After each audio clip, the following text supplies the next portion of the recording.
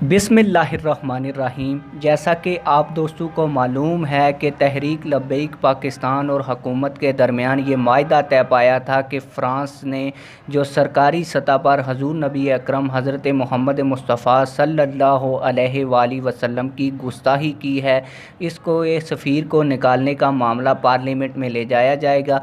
Parliament जो भी फ़ैसला करेगी वो हुकूमत वक्त को भी काबिल कबूल होगा और तहरीक लब्बैक पाकिस्तान को भी काबिल कबूल होगा।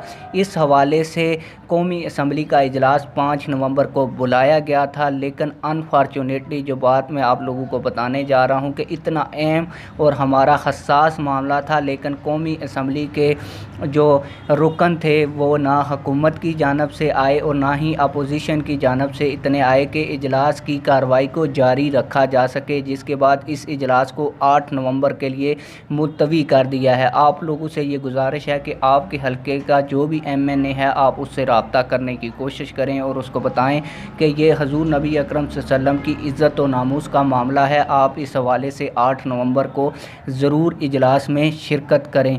और आप लोग देखें कि ये लोग जब बजट के बिल फाड़ने की बात हो तो सबसे पहले असम्बली में पहुंचे होते हैं और वहां जाके शोर शराबा करते हैं, लेकिन जब हजूर सल्लल्लाहु अलैहि वसल्लम की इज़्ज़त व नामूस का मामला आया है तो ये लोग असम्बली में जाना तक भी गवारा नहीं करते। आप लोगों से गुजारिश है कि इन लोगों के ऊपर ध्यान रखें और 8 नवंबर की कार्रवाई में देखें कि कौन कौन इस इजलास में गया और किस किस ने फ़्रांस के हक़ में वोट दिया और किस ने फ़्रांसीसी सफ़ीर के ख़िलाफ़ वोट दिया।